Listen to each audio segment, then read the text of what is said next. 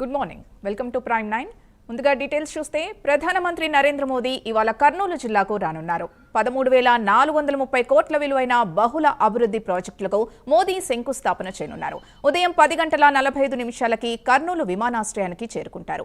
అక్కడ CM Chandrababu, deputy CM Pawan Kalyan స్వాగతం పలకనున్నారు.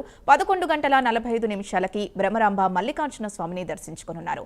అనంతరం పలు అభివృద్ధి పనుల్ని మోదీ పరిశీలించనున్నారు. శివాజీ స్ఫూర్తి కేంద్రాన్ని సందర్శించి అక్కడ 5 నిమిషాల పాటు ధ్యానంలో కూర్చోనున్నారు. అనంతరం సూపర్ జీఎస్టీ మహాసభలో పాల్గొంటారు. ఇదే అంశానికి సంబంధించి పూర్తి డీటెయిల్స్ మా ప్రతినిధి సుధీర్ అందిస్తారు. సుధీర్.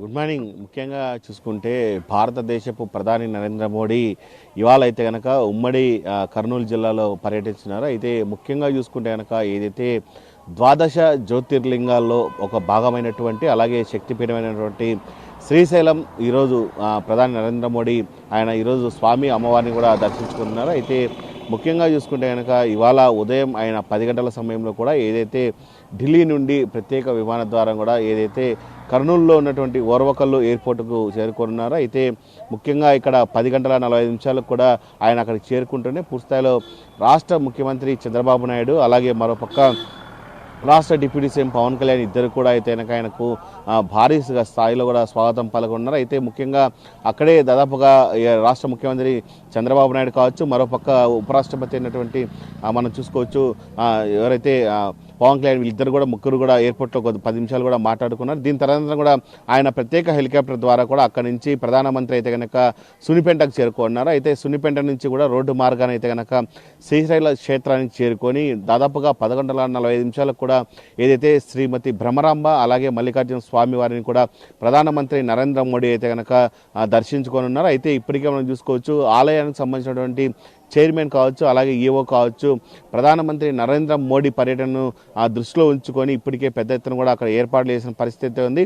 అయితే పూర్తి స్థాయిలో ఆయన ఇక్కడ చేరుకుంటూనే పూర్తి స్థాయిలో అక్కడ ఉన్నటువంటి ఎవరైతే ఆలయానికి సంబంధించినటువంటి అర్చకులు ఎవరున్నారో వాళ్ళందరితో కూడా పూర్తిస్థాయిలో కూడా పెద్ద ఎత్తున ఆశీర్వాదాలు కూడా ఆయనకు ఏర్పాటు చేయడం జరిగింది. అయితే స్వామివారిని అమ్మవారిని దర్శించిన అనంతరం కూడా ఏదైతే ఆలయంలో ఉన్నటువంటి కొన్ని అభివృద్ధి పనులకు సంబంధించినటువంటి ఏర్పాట్లను కూడా ప్రధానమంత్రి నరేంద్ర మోడీ కూడా పర్యవేక్షించున్నారు. అయితే ముఖ్యంగా చూసుకుంటే కనుక మనం ఇప్పటికే ఏదైతే వారణాసిలో మనం చూసుకుంటే కనుక ఏ విధంగా అభివృద్ధి చెందిందో అలాగే అయోధ్యలో రాముడి మందిరం ఎలాగ అభివృద్ధి చెందిందో ఆ దిశగా కూడా శ్రీశైలాన్ని కూడా పూర్తిస్థాయిలో కూడా మరో అభివృద్ధి పదంలో ముందుకు తీసుకెళ్లాలనే నేపథ్యంలో కూడా ప్రధానమంత్రి మోడీ అడుగులు వేస్తున్న పరిస్థితి అయితే ఉంది. అయితే ముఖ్యంగా ఏదైతే ప్రధానమంత్రి నరేంద్ర మోడీ అసలు శ్రీశైలాన్ని ఎందుకు ఎన్నుకున్నారు ఏంటి అనే దాని భాగంగా చూసుకుంటే కనుక ఏదైతే దేశవ్యాప్తంగా ఉన్నటువంటి శైవక్షేత్రాలు కావచ్చు అలాగే శక్తిపీఠాలు ఏవి ఉన్నాయో అలాగే జ్యోతిర్లింగాలు ఏవి ఉన్నాయో అవన్నీ దర్శించాలనే నేపథ్యంలో కూడా ఆయన అయితే కనుక ఇవాళ శ్రీశైలాన్ని కూడా ఎంచుకున్నారు. అయితే ముఖ్యంగా చూసుకుంటే కనుక ఇది ఒక శక్తిపీఠం కావచ్చు అలాగే జ్యోతిర్లింగం కావచ్చు, అంటే అమ్మవారు అయ్యవారు ఇద్దరు కూడా ఒకే ఆలయంలో ఉంటారు. అందుకు ఇది పూర్తిస్థాయిలో శక్తిపీఠంగా మారింది. అలాంటి శక్తిపీఠాన్ని కూడా పూర్తిస్థాయిలో నరేంద్ర మోడీ దర్శించేందుకు ఇక్కడికి వస్తున్నారు. అయితే ఇక్కడ ఆలయ అభివృద్ధి పనులపైన కూడా ఇక్కడ ఉన్నటువంటి ఎవరైతే ఆలయ ఈఓ కావచ్చు అలాగే ఎవరైతే చైర్మన్ ఉన్నారో కావచ్చు అలాగే చంద్రబాబు నాయుడు అలాగే డిప్యూటీ సీఎం పవన్ కళ్యాణ్తో వీళ్ళందరితో చర్చించిన అనంతరం కూడా పూర్తిస్థాయిలో ఆయన అయితే కనుక ఏదైతే శివాజీ స్ఫూర్తి కేంద్రానికి కూడా ఆయన వెళ్ళున్నారు. అయితే శివాజీ స్ఫూర్తి కేంద్రంలో కూడా ఏదైతే ఆర్ట్ గ్యాలరీని కూడా ఏర్పాటు చేయడం జరిగింది. అయితే అలనాడు మనం చూసుకోవచ్చు శివాజీ పూర్తిస్థాయిలో కూడా ఎప్పుడు యుద్ధం ప్రారంభించారు అలాగే ఎవరి మీద యుద్ధం చేశారు అలాగే ఆయన ఎవరితో సన్నిహితం చేశారనేటువంటి ఆర్ట్ గ్యాలరీ కూడా అక్కడ ఏర్పాటు చేయడం జరిగింది. అయితే దాదాపుగా 7 అడుగులకు సంబంధించినటువంటి శివాజీ విగ్రహం కూడా అక్కడ ఉంది. దాదాపుగా ఆ ఆర్ట్ గ్యాలరీని అలాగే అక్కడ ఉన్నటువంటి శివాజీ విగ్రహాన్ని అనంతరం చూసిన అనంతరం కూడా దాని పక్కనే ఉన్నటువంటి అమ్మవారి ఆలయానికి కూడా ఆయన లోపలికి వెళ్ళున్నారు. అయితే ఇక్కడ ప్రధానంగా చెప్పుకోవాల్సిన విషయం ఏంటంటే కనుక ఇక్కడ అమ్మవారు అయితే కనుక పూర్తిస్థాయిలో కూడా దాదాపుగా 1000 కళ్ళు కూడా చాలా అనమాట అమ్మవారిని చూడాలంటే కనుక. అలాంటి అమ్మవారిని చూసేందుకు కూడా పూర్తిస్థాయిలో కూడా ఆయన అయితే కనుక అక్కడికి వెళ్ళున్నారు. అలాగే అక్కడ మనం చూసుకోవచ్చు ఏదైతే శివాజీకి సంబంధించినటువంటి రాయగఢ్ అలాగే ఉదయగఢ్ వీళ్ళకి సంబంధించినటువంటి 4 గడ్లకు సంబంధించినటువంటి ఏదైతే కోటలు ఉన్నాయో ఆ కోటలకు సంబంధించినటువంటి నమూనాలను కూడా అక్కడ ఏర్పాటు చేయడం జరిగింది. ఆ నమూనాలను కూడా ప్రధానమంత్రి నరేంద్ర మోడీ చూడనున్నారు. అలాగే అక్కడ అమ్మవారి దర్శనం అనంతరం కూడా పూర్తిస్థాయిలో కూడా 5 నిమిషాల పాటు ధ్యానంలో అయితే కనుక ప్రధాని నరేంద్ర మోడీ కూర్చోనున్నారు. అక్కడి నుంచి ఆయన పూర్తిస్థాయిలో ఏదైతే శ్రీశైలం సంబంధించిన పూర్తి కార్యక్రమాలన్నీ ముగించిన అనంతరం కూడా సునిపెంటకు చేరుకొని పూర్తిస్థాయిలో ఆయన అయితే కనుక ఇవాళ కర్నూలు జిల్లాలో ఏర్పాటు చేసినటువంటి సూపర్ జిఎస్టీ సభకు అయితే కనుక నరేంద్ర మోడీ వెళ్ళనున్నారు.